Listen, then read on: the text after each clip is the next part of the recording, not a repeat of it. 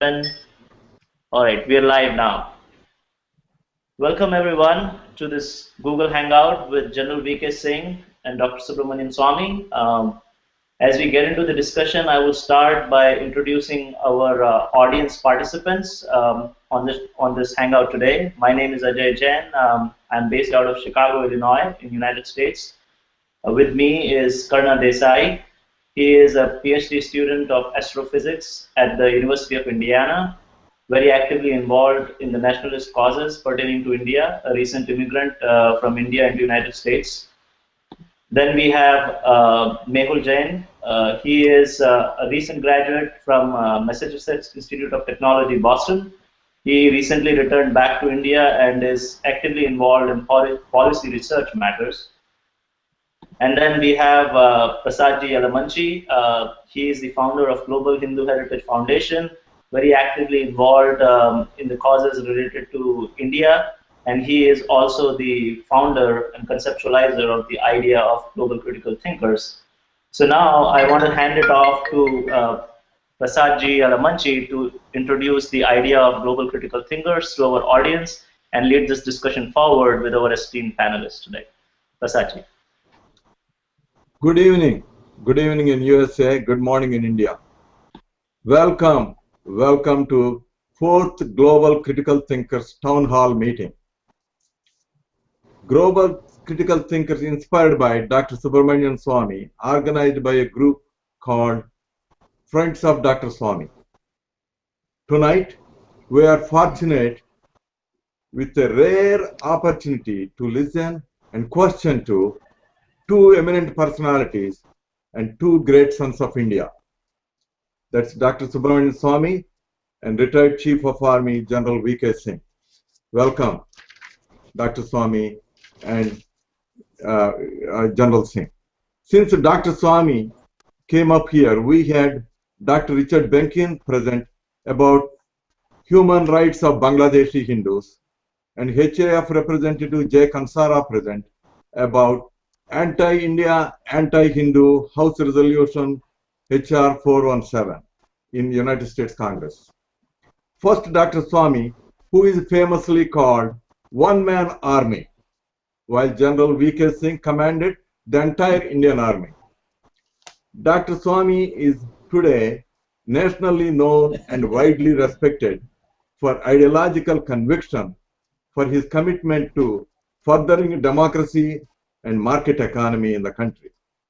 For his scholarly credentials and a blemish-free political career, he has been elected parliament 5 terms and has been cabinet minister twice. Dr. Swamy has been amongst the earliest to advocate competitive markets economy. As Union Commerce Minister in 1990-91, he prepared the blueprint for economic reforms adopted by successor Narasimha Rao government, in which Dr. Swamy held minister rank position.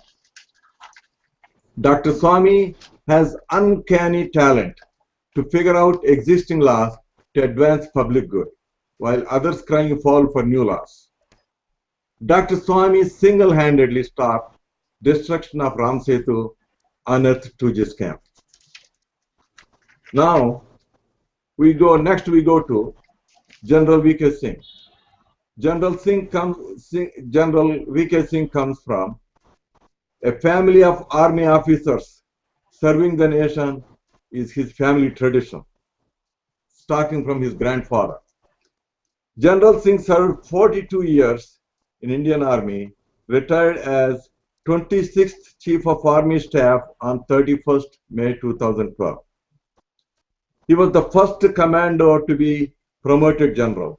His distinguished career saw him in front lines of combat in Indo-Pakistan War of 1971, which led to creation of Bangladesh, and in Sri Lanka as part of India peacekeeping force, considered one of the world's foremost experts on counterinsurgency operations. General VK Singh served in regions crucial to India's security from early days as company commander on line of control in Poonch to commanding elite formations, Victor Force in J&K, and vast Eastern Command that shares international borders.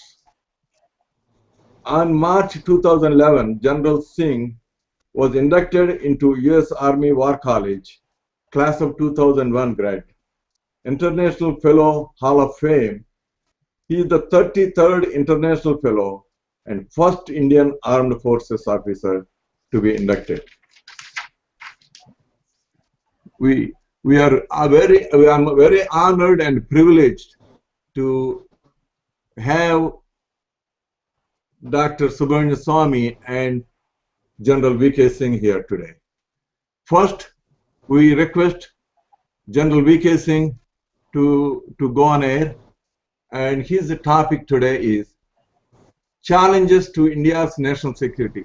General Singh, many people are concerned the security, and with the recent incidents makes people worry. Please tell us what is the status of security of India. General Singh, so floor is yours. Thank you, Prashad. Thank you, Prashadji. Late good evening to all our viewers in USA, and a good morning to all our viewers in India. When we talk of national security, it's a very vast subject. It has external dimension, which I'll talk about. It has internal dimension, and I think Dr. Swamy is taking that on. Along with that, it also has economic security. It has the way the governance is. Anything that affects the state of a nation or the security of the nation is part of national security. When we look at external security, I'll start from one side, from our western borders. On our western borders, we have Pakistan. Traditionally, we have had animosities along that border. We have fought wars. We have an issue that Pakistan claims to be a core issue where Kashmir is concerned. It has been sponsoring proxy war in Kashmir for a very long period of time. There is a need to have a stable, retributive policy which allows India to stand firm in its stand with Pakistan, because without such an issue, we will carry on with the type of things that carry on the border and the line of control. We have an issue of Siachen, which has not been resolved because Pakistan does not want to resolve it. So what exactly is to be done? One, we need to have a very good preparation in terms of our forces so that a clear message is conveyed. Look here, this much and no more. Second, we need to engage Pakistan in a manner in which it does not create the type of distrust that it does at the moment. And thirdly, we need to have a proclaimed retributive policy which tells Pakistan that look here, if you do something, there will be retribution. Now let's move further up. We have China, a very long border with China, spanning from across eastern part of Ladakh right up to Arunachal. We have had problem with China from the time that Tibet was annexed by it. What a lot of people do not know is that the so-called agreement on McMahon Line, which a lot of people say the Chinese plenipotentiary did not sign, the fact is that the Chinese plenipotentiary did not come for the conference to talk about McMahon Line. The Chinese delegate came to discuss the borders of inner and outer Tibet. So somehow in the various pieces of history, this fact has been lost out. And we have always thought that, okay, Chinese didn't sign it, and therefore McMahon Line does not stand. I think this piece of misnomer or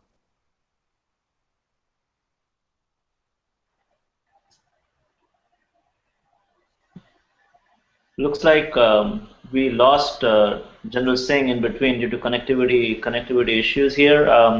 I think we will have him back shortly.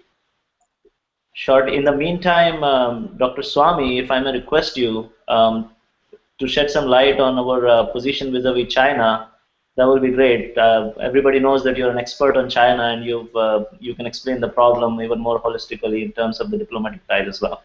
Please go ahead.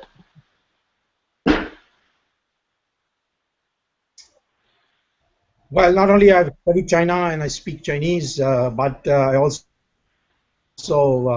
have dealt with China from 1977 when the Janata Party came to power, right up till last year when I went for a major high-powered conference of top political leaders from around the world. Well, my first stand on China is that it is possible to do business with China on a give-and-take business, a give-and-take basis. You can't give speeches to China because they can give you 10 times sweeter speeches without meaning a word of it.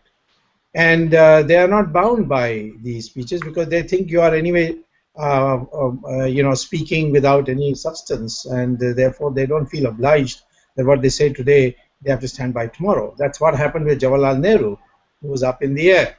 Now, therefore, we have first of all to understand what our security problem is and see where China fits into that, and then accordingly decide whether we can deal with them or not. So I think the first and foremost existential problem for India is this growing control of Taliban over Afghanistan, Pakistan, and now through infiltration in Kashmir.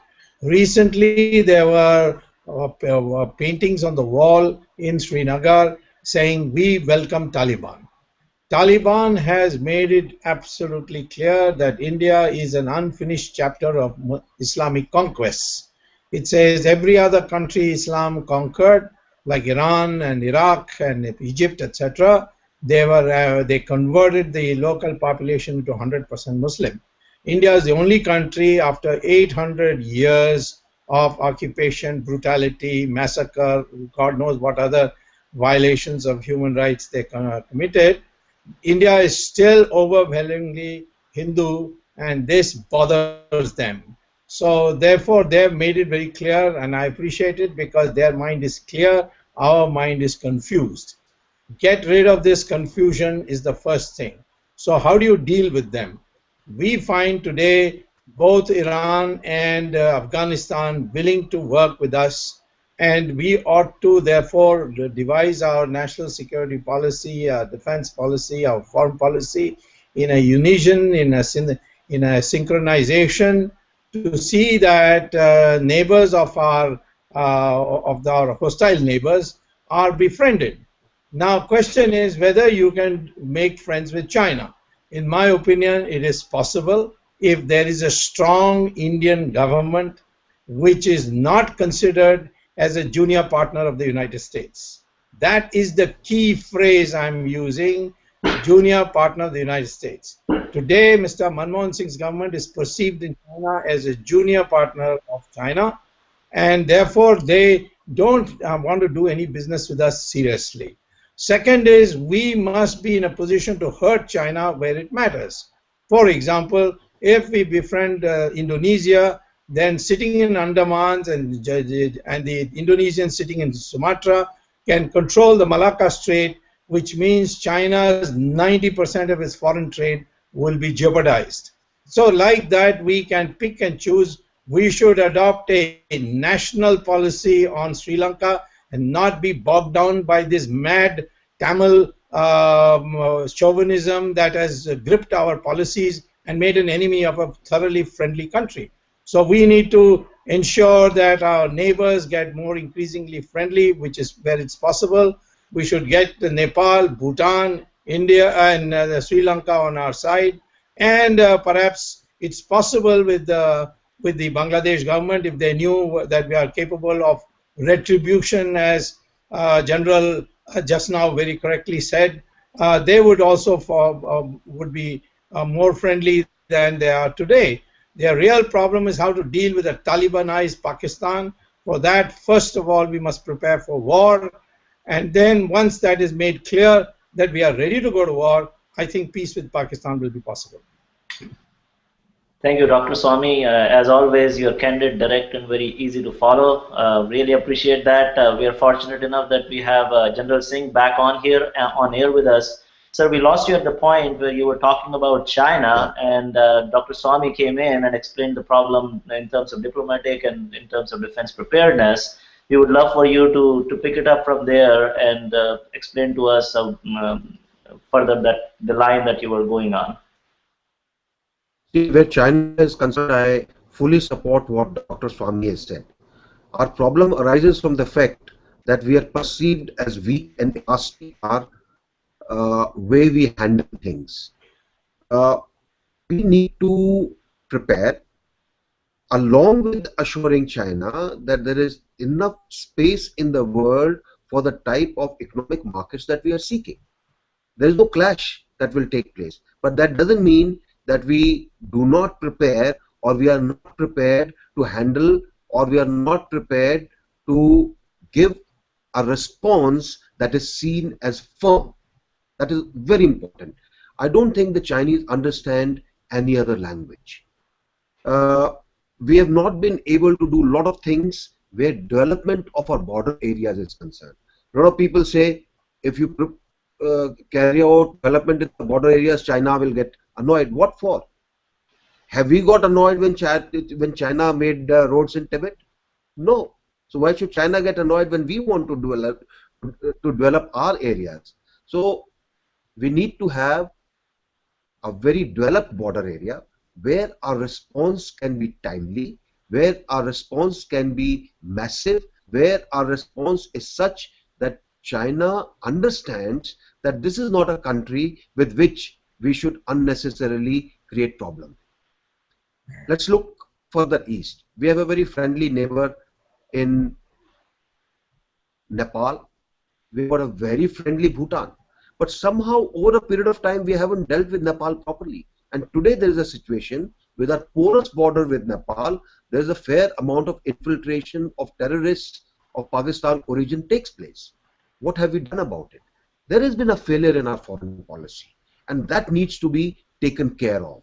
We have a very large segment of our army which comes from Nepal, and if we do not handle Nepal properly, we can have problems. You go further east with Bhutan, very, very friendly, but then if you push even a country like Bhutan, ultimately they'll just raise their hands and say, sorry, we don't like you. So your whole thing has to be calibrated in a manner that you ensure that the trust gets strengthened and distrust does not seep in. Same is the issue with Myanmar. We have not been able to deliver things which should have been delivered in time, and that is why we are facing problem in some of the areas with Myanmar, where some of our insurgents from Manipur and other areas go and take shelter in Myanmar. What do we do about it? That can only be resolved if Myanmar knows that it can depend on India for timely assistance. It has not been happening. In fact, one of the generals in Myanmar told me that India is NATO, and NATO meant no action, talk only. Now, we can't allow things like that to happen. You take Bangladesh, again, the present dispensation very friendly. But how do you leverage this friendliness for your security gains? That is an issue which our leaders must look at. It can be leveraged by military to military links. It can be leveraged by ensuring that what is right in terms of some of the demands Bangladesh has been making are taken care of, but with the condition that, look here, we have our security concerns which are A, B, C, D. Please ensure that they are taken care of if you want friendship with us. I think this openness and assurance, along with that implicit thing in our relationship that, look here, if you do not behave, there is other things that can happen. Dr. Swamy very rightly said about Sri Lanka. I think over a period of time we have spoiled our relation because of domestic political compulsions. That cannot be allowed to happen. External relations should not be guided by domestic political compulsions. They must be guided by the national interest. That must be foremost. And you need a free neighbor in the south. You do not need people to make inroads into that country which will create security concerns for us. I think now we can go to other issues after this. Sure. Thank you, General Singh. That was a very informative talk about the external security threats. We have. I want to move on to Mr. Karna Desai here. He has some questions regarding other areas of security concerns. Karna, please go ahead. Yes, dear Dr. Swamy and respected General V.K. Singh ji. So we talked about the external security, but what about the internal security and terrorism and Naxalism especially? And what are the remedies that we are expecting from the upcoming government? Thank you. Dr. Swamy, do you want to take this one? Well, you want me to answer that? Yeah, please go ahead, and then we will have. You want me to take it up? Yeah. Okay, I'll take it up first, and General give the expert opinion. I'll give you the layman's opinion. Incidentally, I have to compliment General on this program because, but for him, Siachen would have been part of Pakistan by now. Huh? He put his foot down, and therefore Manmohan Singh couldn't go through with it. Anyway, I think that in the case of terrorists, I had some experience dealing with them when I became minister in 1991, and Tamil Nadu had, under the Karunanidhi chief ministership, had practically handed over the state to the LTT. The LTT was having hand grenade factories, uniform stitching factories. They are wounded. Wounded by whom? By firing by the IPKF, were being treated in Tamil Nadu hospitals. They had petrol pumps from which they were siphoning off petrol and diesel for their boats and vehicles. I mean, Tamil Nadu had become a colony of the LTT when we took over. And every secret that the Prime Minister, Mr. Chandrasekhar, confided with Karunanidhi found its way to the LTT, which we found out later by intercepts on their wireless. So at that stage, the question became, what should we do? And there was all kinds of suggestions by bureaucracy about talking to them and bringing them around, etc. And finally, when the matter came to me, I told Mr. Chandrasekhar, there's only one way: dismiss the government and crack down, knock out everything, first shoot and then ask questions.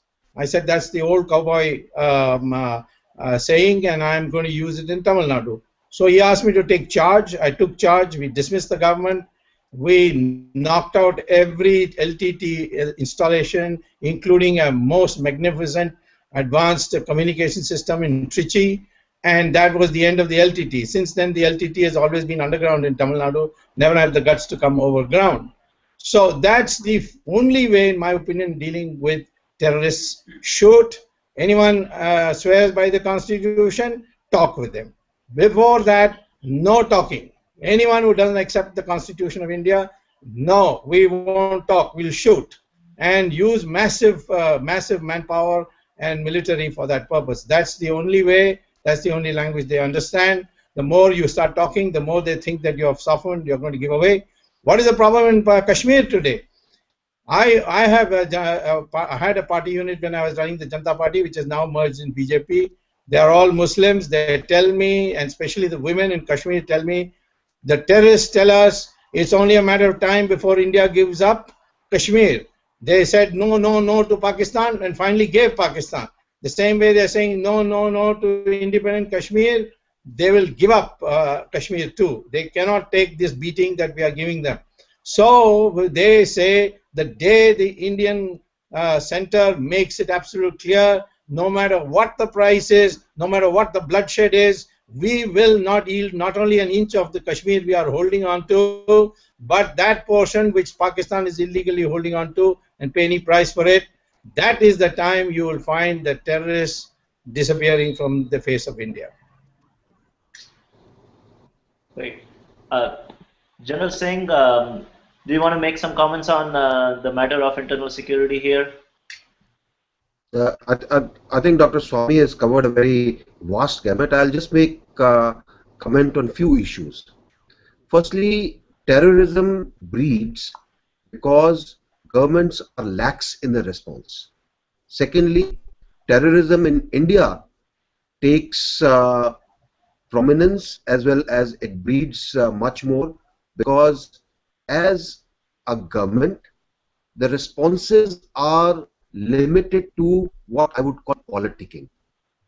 If vote bank politics is what parties pursue, then you will have terrorism because some of the terrorist organizations or organizations inimical to the country feel that they will not be harmed. Let's take Kashmir. Separatists have been making children cry for a very long time. What has been done about them? In fact, a lot of separatists have given all kinds of assistance. They are told, okay, you can go and meet the Pakistani ambassador. Why? If they are anti-national, if they are anti-India, we must come down hard on them. Similarly, if a political party in Jammu and Kashmir makes separatist noises for political gains, somebody must show them a stick. That doesn't happen because somebody wants to gain at the expense of this anti-national movement. There is a need in terrorism to not only have forces but also to make it clear to all those inimical to us that we are not going to tolerate anything on our soil which endangers this nation. Till the time this message doesn't go, we will always have a problem, whether it is Kashmir, whether it is our northeast, whether it is the central part where Naxalism is coming. And let me just say a few things on Naxalism. Naxalism, or the political correct term left-wing extremism, has come up because of two major aspects. One is socio-economic disparities, and the second is issues of governance. And one thing which runs through all this is that we have not looked after the requirements of indigenous people in this area. This is a mineral-rich area. It has been exploited by mining cartels. We have even declared forests on which our tribals were dependent on as belonging to the government. Now that poor chap has to take permission to go into the forest which was his. How do you expect him to not side with somebody who says, I will get you justice? No, the whole issue needs to be taken care of, but we have handled it in a knee-jerk manner. It requires a holistic view.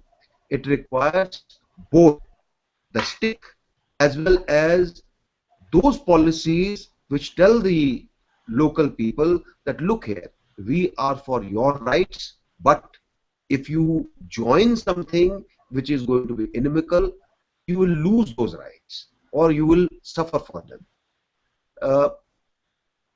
I'm very, very positive that had our governance become better, had we looked after social disparities, had we ensured that our indigenous people are cared for, this left-wing extremism will go on. The leaders who are leading the movement in this entire area are all from Andhra.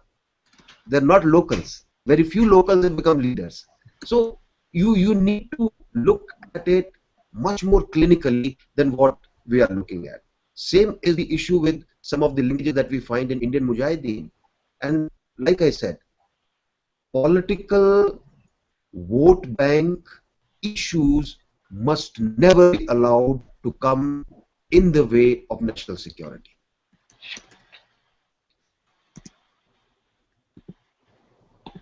Thank you, General Singh. That was very helpful for us to understand the internal security threats more holistically. Unless Dr. Swamy, you have any remarks, closing remarks on this subject, we can open up for audience questions, which are which Mehul has been monitoring. No.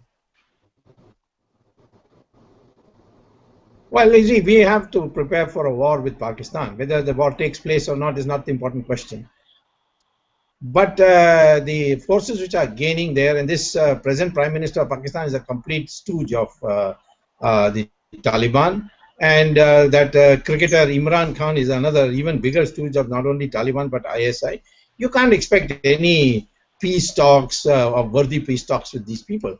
You have to be in a position to strike out those camps which are presently functioning in what is essentially our part, our territory, namely the so-called POK, Pakistan Occupied Kashmir, and we'll have to do the retaliation. You have to make friends for it. You have to, in my opinion, because recently means the last 12 months, there have been a number of Pakistan-trained militants who have crossed into into Xinjiang and into Urumqi and into those parts there and created all kinds of terrorist acts. The Chinese have begun back channel talks with India on what to do about it, what to do about Afghanistan. So I think these things have to be taken forward. Pakistan has to be isolated, and then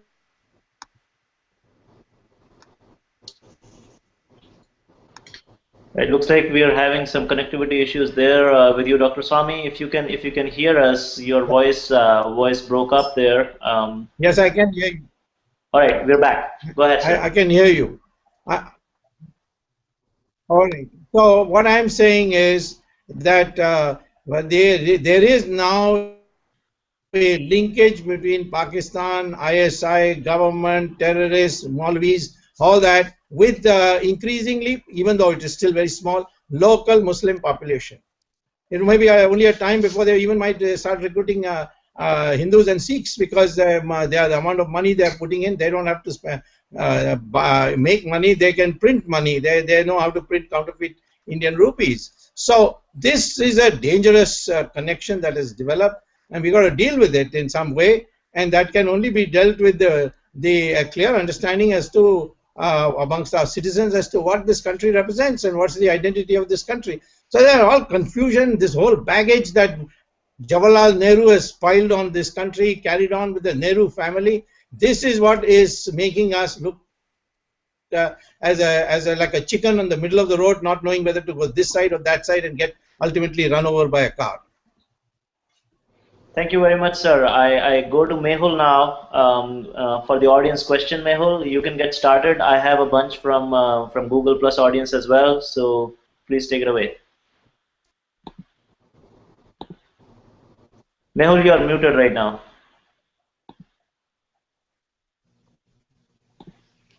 Okay.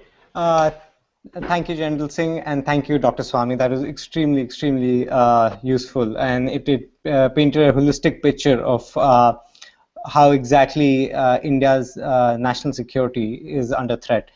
I have a few questions, so I will go one on one. So first question I'll pose to General VK Singh. Sir, Sanjay asks us that how do we get the prisoners of war in Pakistan back? And is there a proper strategy that we have towards doing that?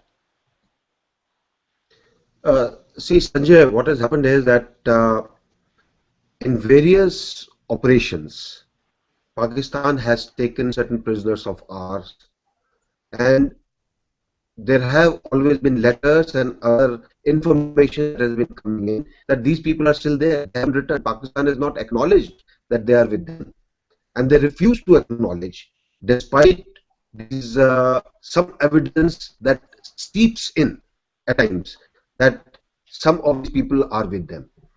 There is a need for our government to take it up very, very strongly, not only with Pakistan, but I think to raise international pressure on Pakistan that they must adhere to what the Geneva Conventions were, to which they are signatory.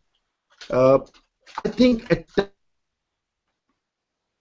times we are just going by Pakistan say accept and say, okay, Pakistan is saying we don't have, but there is a need to go very, very firm on this issue. Thank you, General Singh. I think, Sanjay, your question was answered very well there. The next question which I would like to pose is to Dr. Swamy.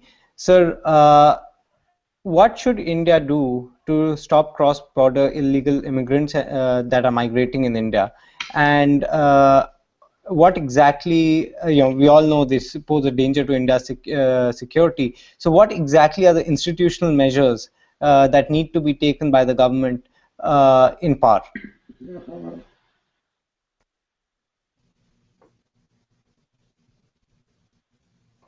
Complicated methods such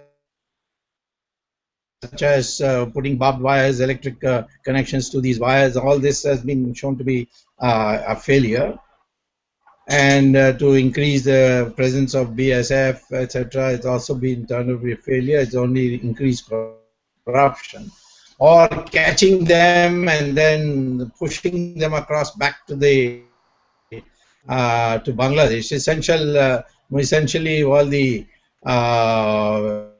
infiltration is coming from Bangladesh. There's no serious. There's nobody to infiltrate from Pakistan to. Sir, I'm losing there, and the relatively better economic situation in our country, and that is. Yeah, can you hear me now? Yes, I think there's a network connection. Check your connectivity. Yeah. Well, it's come back. Is it come yes, back sir, now? You're back now. Yes, sir, you're back now. All right. Now, see, the real problem of infiltration is from Bangladesh. Now, almost 1/3 of Bangladesh's population has now come to India, both Hindus and Muslims. There was a time when the population of Hindus in Bangladesh was 32% in the early 50s. Today it's down to 7%. Now, nobody talks about the ethnic or the religious cleansing that has taken place in Bangladesh because it's the Hindus and they don't have a voice. But I would say what a strong Indian government should tell Bangladesh is, listen, we are ready to help you, but remember that the partition was created on the principle that those Muslims who don't want to live with Hindus, for them we have to carve out a territory out of India and create a new Pakistan. And that was the principle that's there in the House of Commons debates when passing the Indian Independence Act of 1947. Now having got Pakistan, and then of course Pakistan is broken to two, Pakistan and Bangladesh, these Bangladesh Muslims are preferring to live with Hindus. So what is the basis left for that partition? So either you take back your people, which was the original premise, or you give us 1/3 of your territory. And we have a problem of connectivity with Bengal and Assam, because you have to go through that chicken neck 40 kilometers where north of it is China and the south of it is Bangladesh, which is called the Siliguri corridor. I think it would be appropriate for Bangladesh to make an offer. Either you take all your people back, we'll identify them for you, or you give us 1/3 of your territory to house our new population, and that would be by drawing a line from Sylhet to Khulna, and anything north of that should be annexed by India.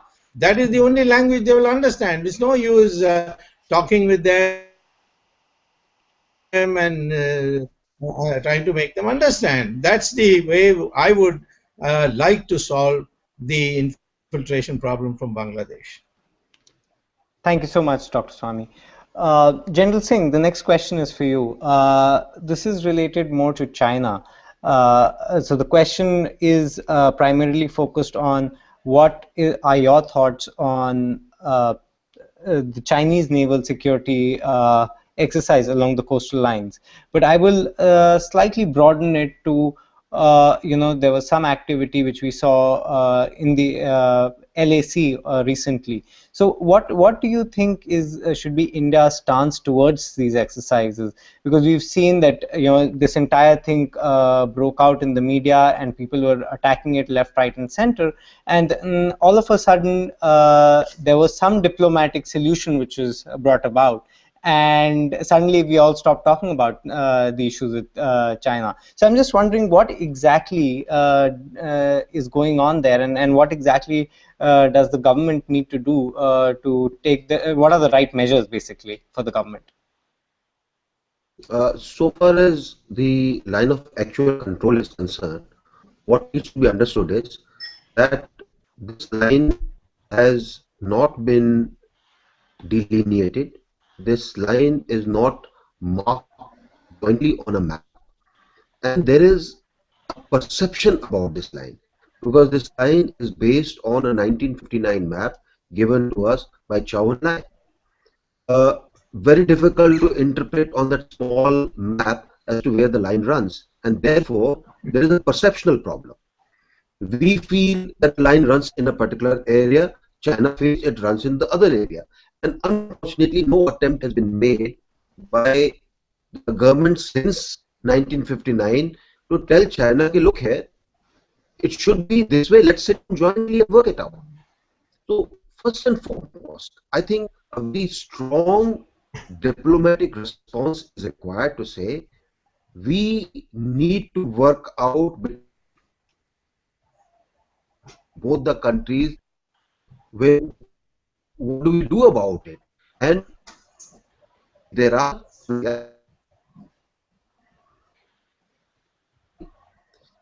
we lay down General Singh, you're not. clear-cut guide so that incursions or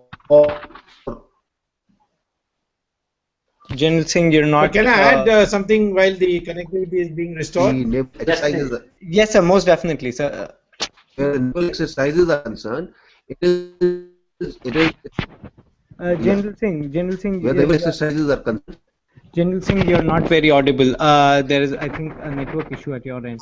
I will just let me add Dr. something to Swamy what jump General into that. Yeah, well, I'm happy to see that India has less connectivity problem than the advanced United States of America. Anyway, the question is, you see, it's a very important point that General has made. I was last year in China in a very high-level conference they had called, and in the course of it, they told me that they cannot accept McMahon Line because it was a British-drawn imperialist map. How can we accept it? How can Indians advocate it? But I pointed out to them that the McMahon, Sir Henry McMahon, not only drew the line between Arunachal and Tibet, but he also drew the line between China and Burma. And China, by a formal treaty with the use of the word McMahon Line, has accepted that portion of the border as McMahon Line. They say now the formal border, legal border between China and Burma is the McMahon Line. Now, if they can accept McMahon Line for Burma, why won't they accept it for India? And I must tell you, they were all speechless because most of them didn't know this was true. Later on, they found out through their aides, and they just, of course, naturally grinned because I am also considered a friend, so they didn't take offense. But I think this is what India should do. We want the McMahon Line. You have accepted it for Burma, you accepted it for us if you want friendship with us. Well said, sir. Well said. A question, sir. I would take it away from Pakistan, China for a moment. The next age of security threat which comes to any country is through cybersecurity. We've seen that what is happening in the US, what is happening in China with respect to cybersecurity. They have spies going in and basically getting all the data out of people using the internet.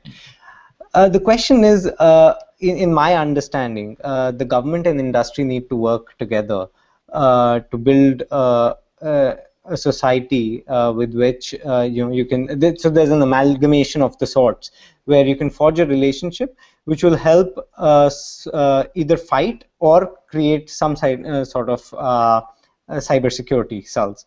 I don't see that as an active activity which the government of India is pursuing at the moment, or I might not be aware of it. So what are your thoughts on that?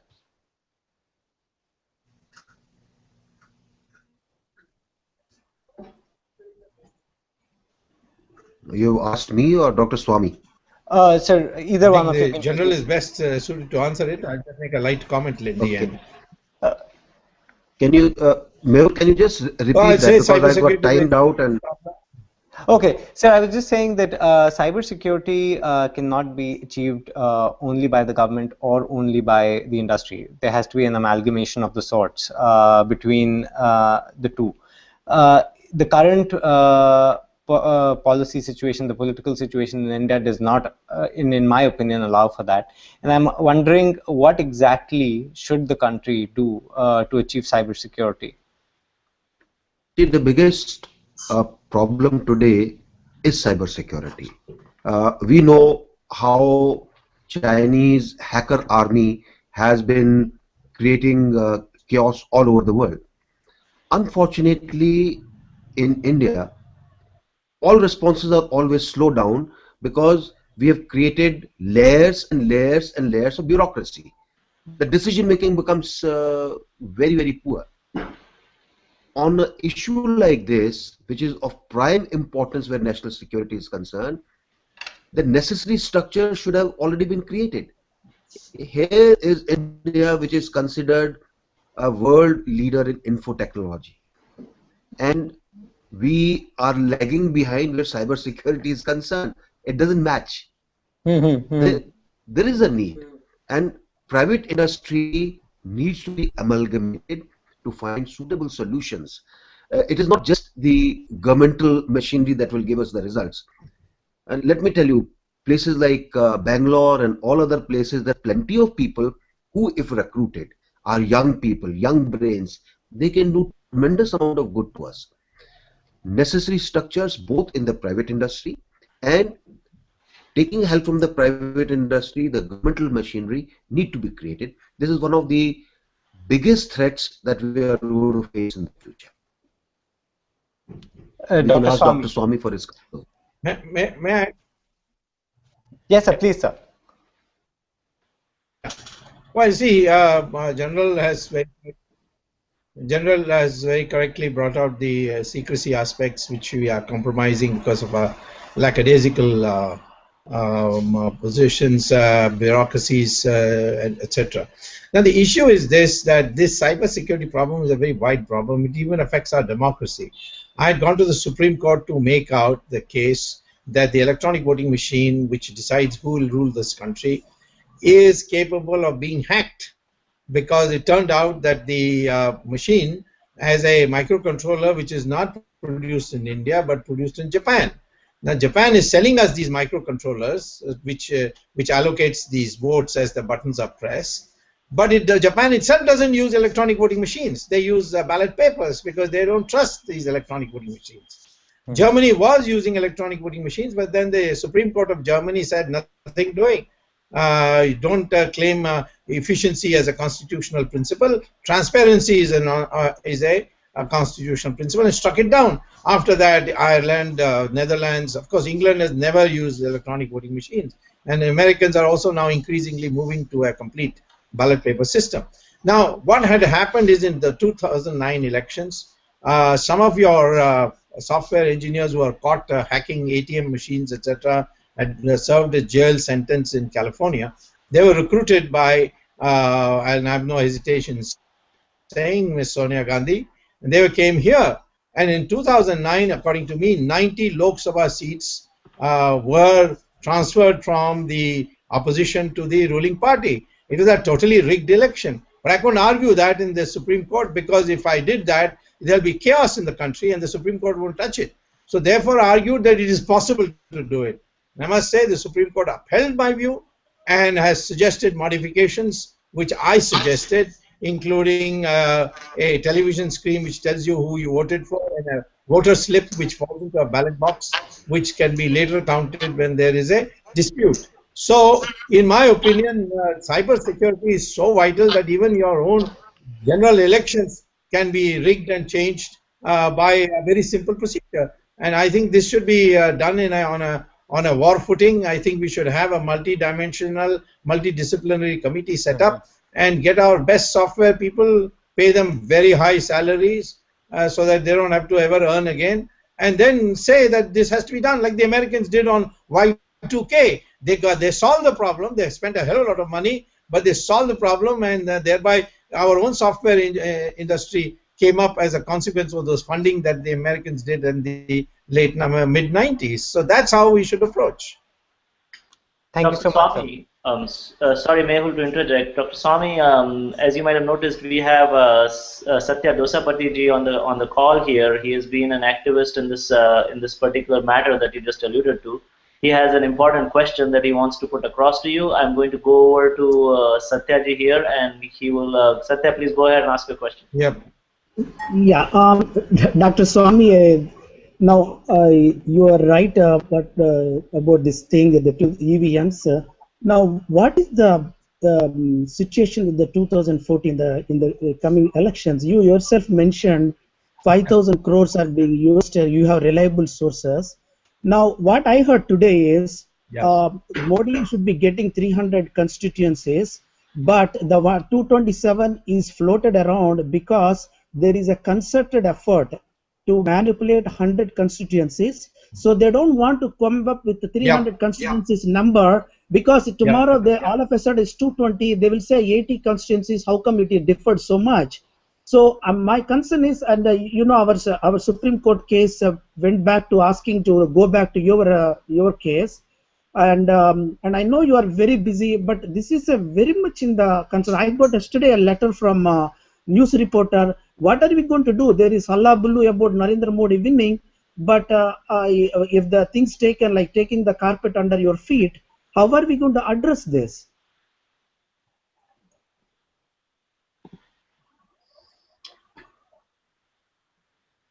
Well, you see, the question is, I'm pushing this system to its limits. There are some things you can achieve, some things you can't achieve. In fact, after I got the judgment, many people were dissatisfied that I didn't go far enough and went back to the court, and the court rebuked them and told them to read the judgment they had delivered in my case. Now, it's worrying about what will happen if you cross the street. You might be run over by a drunken driver.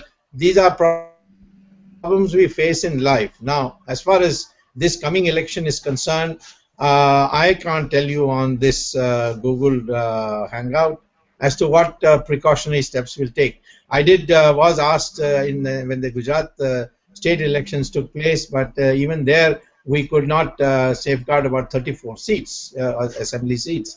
So we know that it's that Ms. Sonia Gandhi is desperate. They have a lot to lose because they are bound to go to jail in a strong alternative government, because they have committed so many crimes which are black and white on both black and white in currency terms as well as in writing.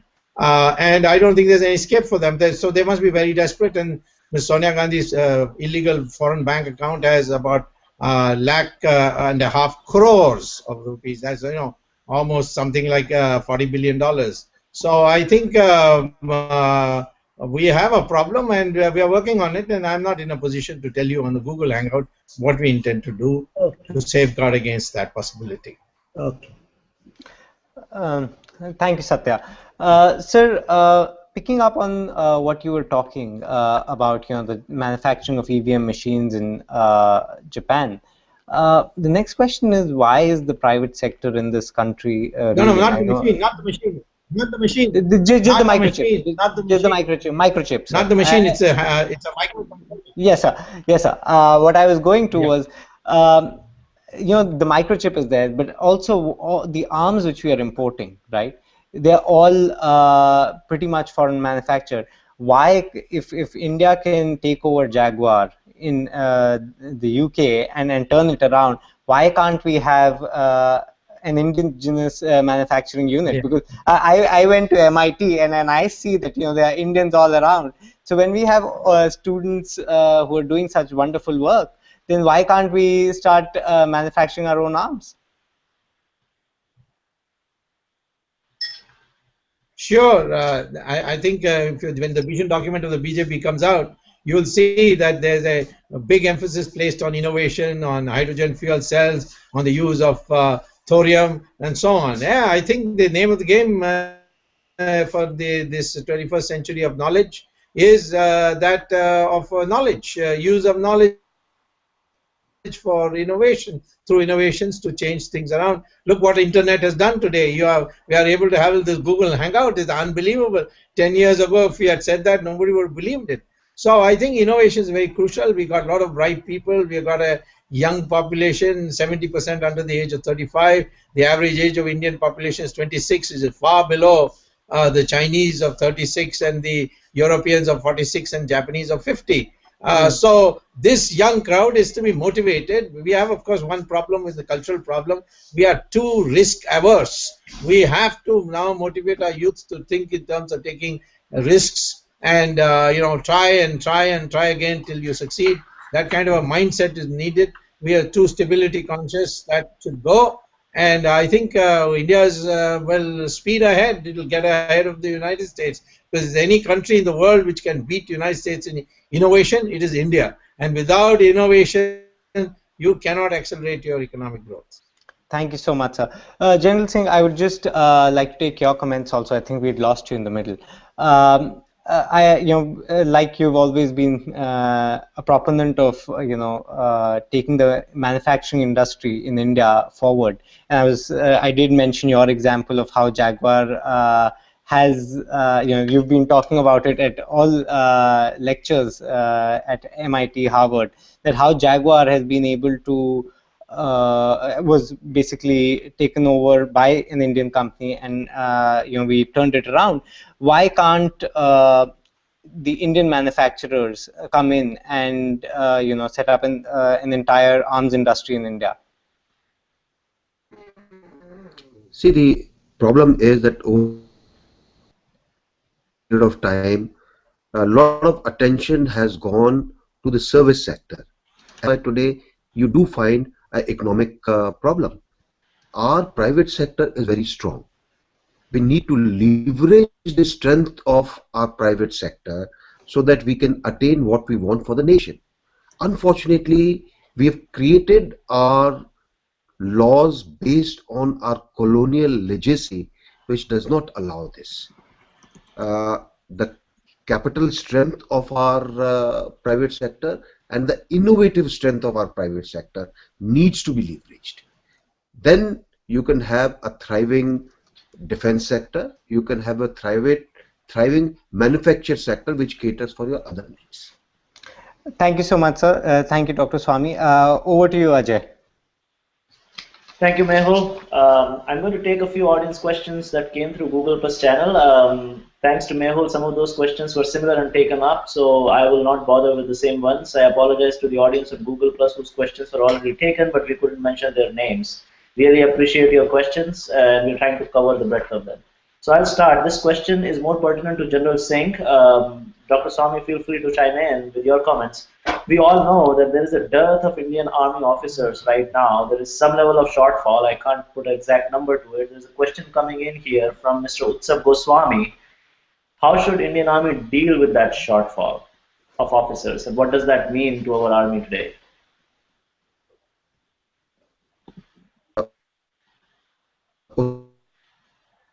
So this deficiency continues for very many years and carried on. But that is not the answer. The answer lies in the fact that you require out-of-box solutions to ensure that this deficiency is made up. And again, I come back to the point that I keep harping on. We need to shake our bureaucracy out of the inertia that it suffers from. It's very simple. Every year, when we look at the type of entries that come, there is no dearth of number of young people who want to compete to become officers in the Indian Army. At 10+2 level, both our entries, whether it is National Defence Academy or it is Technical Entry Scheme, they get an overwhelming response. What exactly is the result of this overwhelming response? When they go for the Service Selection Board, you have 600 to 700 people who qualify. But for the National Defence Academy, because of the space constraints, we take only 300. Rest 300 to 350 people per 6 months just get lost. And all these people who have passed their Service Selection Board never try for the armed forces again. Now, we had made a proposal. Let's have a sponsored education scheme. It's a very less cost. The government can sponsor the education of these people, give them a commission, a short service commission subsequently for 6 years or 7 years, depending on what kind of economic model that we work out. Very soon, this deficiency will be taken care of. Alternatively, you adopt a model that prevails in some of the other countries. You say any entry would be on a contractual basis of 6 years. And you lay down basic minimum selection board criteria. But after 6 years, anybody who wants to become a career officer in the armed forces, you have a testing regime which really tests them out. You will have no dearth of people coming. Mind you, motivation level in our population is very strong. It is we who have got to tap that motivational level. I think that should answer Utsav's question. Thank you, General Singh. I will. I have something to add. Please go ahead. I just want to add this, that I think first of all we have transited from landing in Normandy and then shooting your way through France and Germany to a situation where you sit in a computer room and guide a drone aircraft. It's become a highly technical subject now, being in the army. So I would first of all like to start one defense university for defense studies in every state capital of the country, and prepare people for this, not only for the 2020 and 2030, but to 2050, 2060, all the way till 2200. So, or rather 2020 by the end of the century. And so there you get people to come. Second, I want to abolish this retiring age for the army, but they need not stay in Army A. Army A is when you are reached till the age of 45. Then Army B comes in, where you become part of the reserve, but you are dealing with now more intellectual pursuits which you are equipped with. And there should be no uncertainty about your life, because here today, army making an army career, you have to compete with becoming an executive in a multinational company, and the army people are all highly educated. They have to pass very stiff competitive exams, so they could well do that. So therefore, you have to make staying in the army attractive. I also think we need now ex-servicemen, which I will now no more call them ex-servicemen. I will call them RBB, where some vacancies that are created in population they have to fill. For example, there are 500,000 vacancies, human vacancies in Kashmir, where the Pandits have been driven out. I think we need to restore the religious demography of Kashmir by asking 500,000 ex-servicemen or Army B people to go and settle in Kashmir, so that those people who drove these Kashmiri Pandits do not live to reap the rewards of what they have done. And therefore, we need to really totally change our concept on how we deal with the army. The army should be now integral part of the economic system. Thank you, Dr. Swamy. This is I always love these comments coming from you. I have heard these views from you. This is a great way to solve the Kashmir insurgency problem. And I see General V.K. Singh smiling there. I'm sure he has many men from his force who would be willing to go there and settle down. Moving on to the next question here, I would raise this to Dr. Swamy. Like I said before, General Singh, please feel free to come in. This is a question from Mr. Prashant Nair. He says South Indian states, and he particularly mentions the state of Kerala, which is seeing an upsurge in insurgency, particularly jihadi type terrorism. And this is a state where BJP is not very strong. And I would like to add similarly Tamil Nadu, where we talked about LTTE and we hear news about some potential allies there, such as PMK and YCO, etc. So what is BJP's strategy going to be in dealing with that, not just from the election perspective, but if they come to power, how do we handle that? Dr. Swamy. Well, as far as Kerala is concerned, the party president has asked me to take interest in the overall electioneering strategy, etc. in Kerala. I've been recently with Narendra Modi to address a public meeting in Trivandrum, which is perhaps by all accounts the biggest ever held in Trivandrum. There's never been a bigger meeting. Narendra Modi himself was moved to mention that in his speech. There is a great upsurge. Surprisingly, we find the Christian community joining with the Hindu community, saying that this new growth in jihadi fundamentalism of having Sharia courts. In fact, one professor got his hands cut off because inadvertently he reproduced a newspaper article where there were some remarks about Muhammad, and they didn't give him a chance. They just, 4 boys came when he was in the morning walk and cut both his hands off as a Sharia punishment. So I think we have to deal with this issue in a big way, but that requires first a Hindu consolidation, and if the Christians are willing to come on board, we have no problems at all because the Christians are always ones who have always accepted that their ancestors are Hindus. So we can always bond with them without difficulty. And I think Kerala is, this election, you will see for the first time in the history BJP entering parliament through Kerala. As far as Tamil Nadu is concerned, I don't want to say anything because I already expressed myself in very clear terms. I think we have committed suicide, if you ask me, by bringing two of the most hated elements in the Tamil Nadu politics. One, because of his support for the LTTE, which is a terrorist organization which killed Rajiv Gandhi, and the other is Mr. Ramdas's PMK, which burnt several villages down because one scheduled caste officer married his colleague and classmate who happened to be from his caste, and therefore the entire scheduled caste is turned off. All the patriotic people have been turned off, and I'm still hoping that the BJP will try to stand on its own feet and do it, because there is a huge upsurge of Hindu feelings, judging by the turnout in temples and the whole attitude towards God and religion. Even DMK's television is now showing Mahabharat and Ramayana and all the things, even though they say that this is all Aryan imposition, etc. But on their TV, they are showing it fully.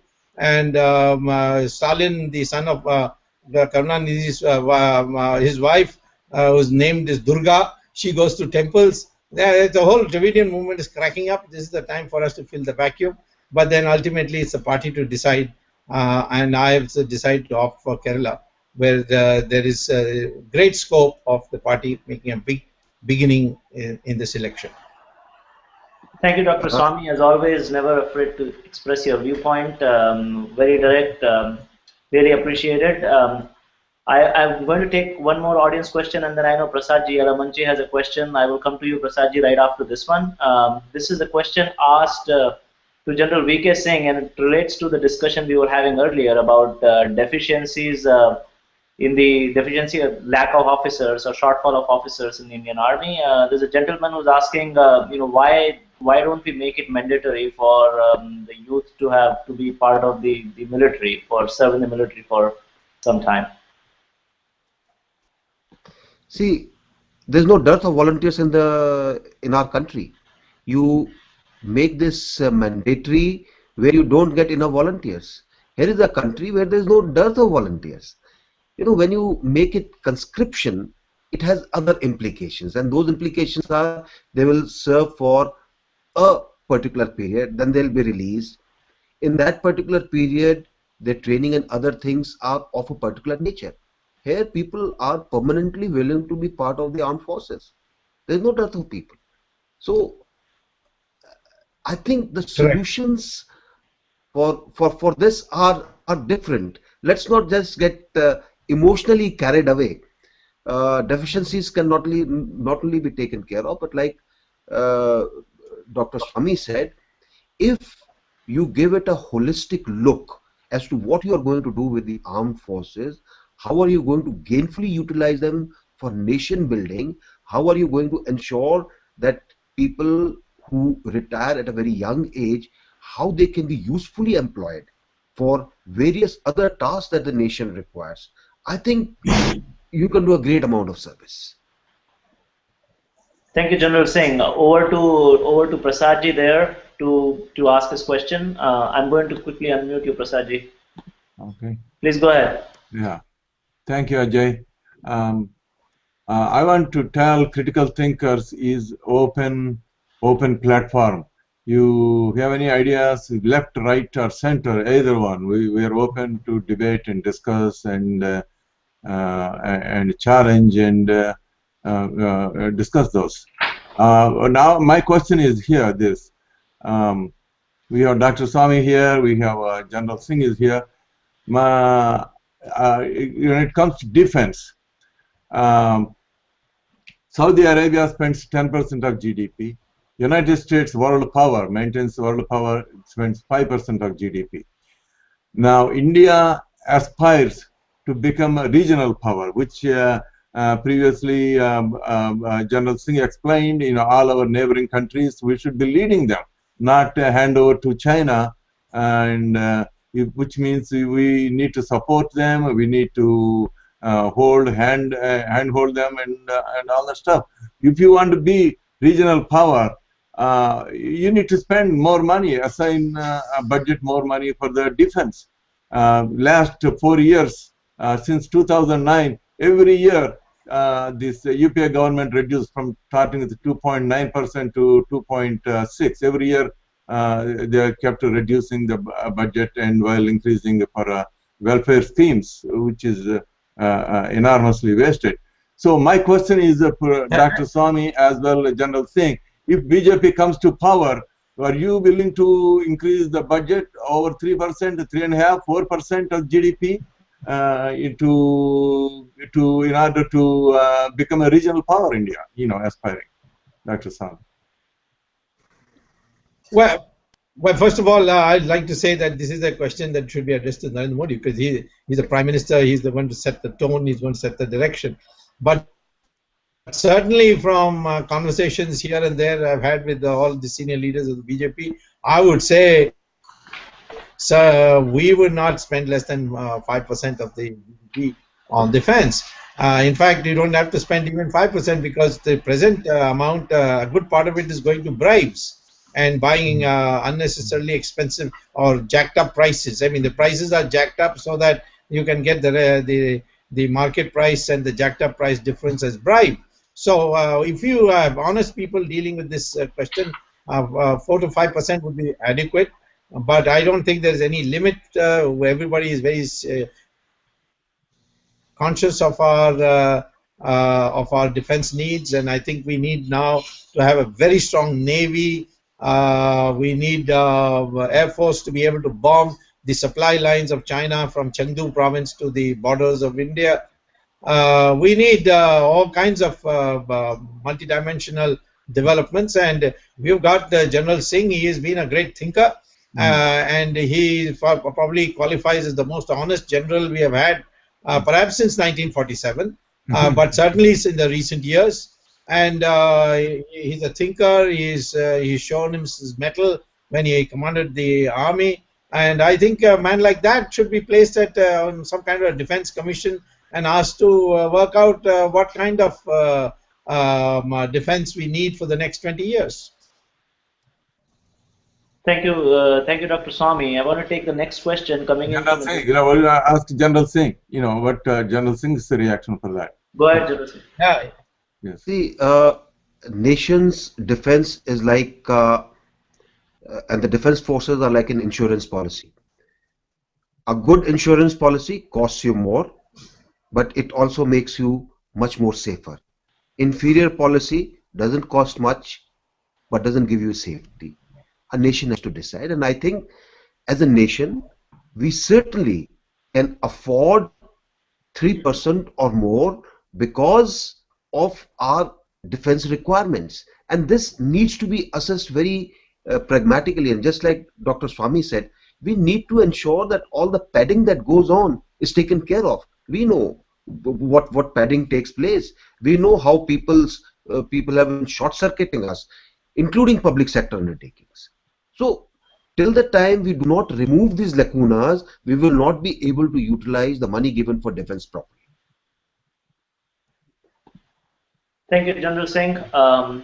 The next question is from Mr. Kuldeep Adhikari. He's asking what should be done to ensure the independence of the agencies such as RAW and IB.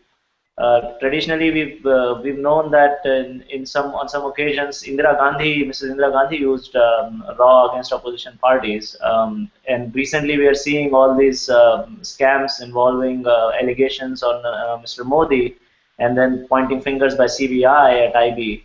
So, do you have any policy vision around ensuring independence of these agencies?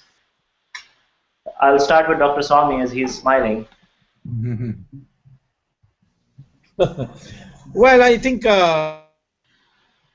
you know, the agencies have been used, especially since Mrs. Indira Gandhi's time, as a handmaiden of the people in power. And I must say, these last 10 years, they have been literally reduced to domestic servants. Many of them carried cash on behalf of certain very important politicians who I would not hesitate to name if you ask me to London to deliver it into their illegal bank accounts. This is the kind of thing that you demoralize the thing. And there have been people who have been promoted because they happen to be on the right side of the people in power. Take not in the intelligence services, even the army. So, well, what is this age controversy deliberately created for General Singh? It's a bogus thing. And they created it only because they wanted a particular person to succeed him.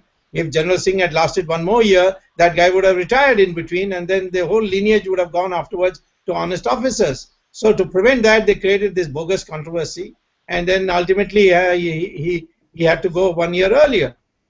Now, this kind of thing has created problems. Today, we have IB person being charged with a fake encounter. It's unheard of in the history of any intelligence service, you see. But he's been openly done, he's been dragged to court. I think these are all seditious steps that are being taken by people who are probably thinking of scorched earth policy. Now that we are going, let's wreck the whole system and go. We'll have to do a lot of repair work when we can, if BJP comes to power. Thank you, Dr. Swamy. General Singh, do you want to add into that? No, see, any nation where the intelligence agencies are concerned has to give due attention to the way they function. They cannot be usurped for personal domain.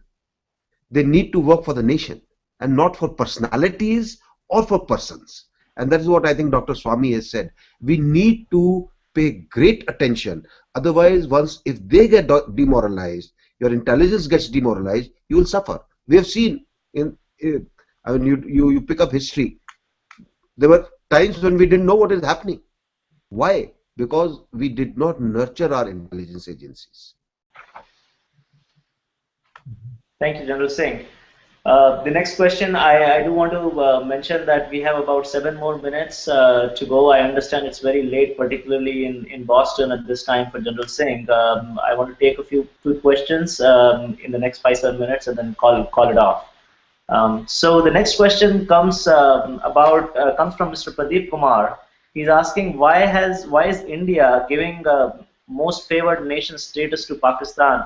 And this may not be correct, as in have they given it already, but I know there was news that we are willing to give it to them, whereas Pakistan doesn't give it to us. What is it that is behind it? Dr. Swamy, let's start with you, and then we'll have General Singh talk about it. Well, I certainly would favor most favored nation status with Pakistan if they give the same. But there's no doubt that if they give, that's the end of their whatever little industry that is left. We produce everything they produce much cheaper. And many other things that they import from South Korea and others, 3 times, 4 times. It's, for instance, bicycles. Bicycles, just you can drive them across Amritsar. We produce the finest bicycles in the world. And automobile spare parts. Now all these we wipe Pakistan out. So Pakistan naturally doesn't want us to have a free hand inside their country for trade and culture. On top of that, culture. I mean, our cassettes, our cinemas, these things are they will perhaps Hinduize Pakistan. That's what their fear is. So I think this one-sided agreement I'm totally against. Deal with Pakistan on reciprocity or not at all. That would be my approach to the problem. Thank you, Dr. Swamy. Any quick remarks, General Singh? No, I agree with what Dr. Swamy has said. Any agreement between nations must have reciprocity. You can't have a one-sided affair. You can't say, hey, you can do it, I will not do it. That doesn't happen. The nations don't function on a criteria like that. Thank you, sir. The next question is to General Singh, which is, you've done a great job exposing some of the corruption in the armed forces purchase-related matters. We are concerned about the fact that as a result of this cancer of corruption getting into the defense purchase matters, has it impacted our ability to strike back or to defend ourselves in any manner for that for us to be concerned about? See, corruption is one issue, but what happens after this explodes is that everything comes to a stop. After the Tehelka, all bureaucrats ensured that they would make everything so safe that they were not caught. As a result, nothing moved. And that has impacted the preparedness of the armed forces. Now, this balance has to be achieved. You have to ensure that you have honesty of approach and honesty in your procedures so that corruption doesn't come in. And second, you have to ensure that your indigenous base gets fillip so that it is able to supplement what you are trying to get from outside. Then only the preparedness can be made better. Thank you, General Singh. And I would call this last question coming in, and then if anybody in the audience has a question, please raise your hand. But I would make that the last after mine. We are about 4 minutes in. General Singh and Dr. Swamy, question to both of you. Are Naxalites, the sort of so-called liberals and neo-democratic Naxalites, the biggest threat to national security today? Yeah, Singh should answer this. He is an expert. Then I will give you my layman's comments. See,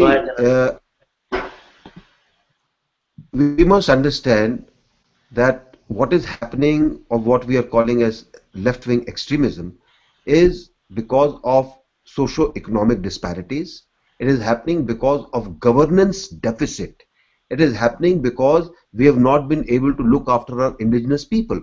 Now, if you combine all this and then carve out or craft out a strategy, then you will succeed. You can't go ham-handed and say, okay, Operation Greenhorn or Operation Greenfield or whatever it is called, go and go on a rampage in a particular area. It doesn't happen that way. You have not tried to win over people. Till the time you do not win over people, how are you going to ensure that they are not exploited by such ideologues who give them a rosy picture? This is an area of concern. They've got a budget of almost 1,000 crores at the moment, and if we do not take adequate measures, we are looking at a problem which will become very serious. Dr. Swamy, your layman comments? Well, first of all, there are from black to almost white is the spectrum of Naxalism. There are Naxalites who are in Delhi, wear tuxedos and go ballroom dancing, and there are Naxalites who pick up a gun and shoot people. So, I mean, Naxalism is now a term which is quite amorphous, and all of them are important. I would say, for example, anyone who wants to bring disrepute to the system and say that there is no hope from this system to produce a result, he's a Naxalite by definition. and by that I hold the AAP party as a Naxalite party, and I've said it so publicly. Now, question is, well, I think General Singh has put one important dimension very clearly. There are people who are suffering, who feel they have no voice, they have no hope, and suddenly these guys come around and they're exploiting collector or exploiting jamindar, whatever the equivalent. They shoot them and then they get some relief. But I have also found that people who have been in the Naxal movement, the ordinary people who have been in the Naxal movement for quite some time, they want to get out, they want to opt out, and they find there's no way, because of secure way of doing so. So I think it has to be a very calibrated program of eliminating the hardcore Naxalites and isolating the Naxalite liberals from universities and so on. I think a temporary shutdown of the Jawaharlal University would be a good thing for that purpose. So that's the kind of spectrum of action we have to have, and it has to be done. But in no case, hardcore Naxalites should be shown any mercy. Thank you, Dr. Swamy. I want to hand off for the closing remark from Prasadji, as he has just indicated to me, and then that will be the last question. To the audience whose question I couldn't take, I want to apologize on behalf of Global Critical Thinkers, but I hope that we covered the spectrum of questions. I couldn't take everybody's name. Really appreciate you all joining. Prasadji, go ahead. Thank you, Ajay. You did a wonderful job. It's a great job. You know, I would give you a big hand if we are in here in a hall. Now we know about Dr. Swamy is running for an office, and we know that, you know. And what we would like to see is General Singh run for an office. When he was in Chicago, if I took a poll, everybody would have voted unanimously to run for office, you know. And it's his choice. Dr. Swamy, yes. Yes. So yeah, it is his choice. He has to decide any time. I don't think we are going to let him go. Right. I want to say that General Singh, you know, if good people don't run for the office, we have people that are not so desirable they get in, you know. So it would be your responsibility, really, you know, to get into the office and do the right things happen. You served the country for 42 years with distinction, and so there is more to serve, really. And so I hope you consider seriously, and there are many people want you to run for office. I hope you think again. And with that, I want to thank Dr. Subramanian Swamy and General Singh to appear here, and you are inspiring a force for us, and we are awfully thrilled, and we thank you very much, very much from the bottom of my heart. Thank you. That ends. Thank you very much. Thank you. Right. Good night and good morning for rest of the day. Thanks. Excellent show. Thank you, sir. Thank you. Bye, everyone. Thank you. Thank you.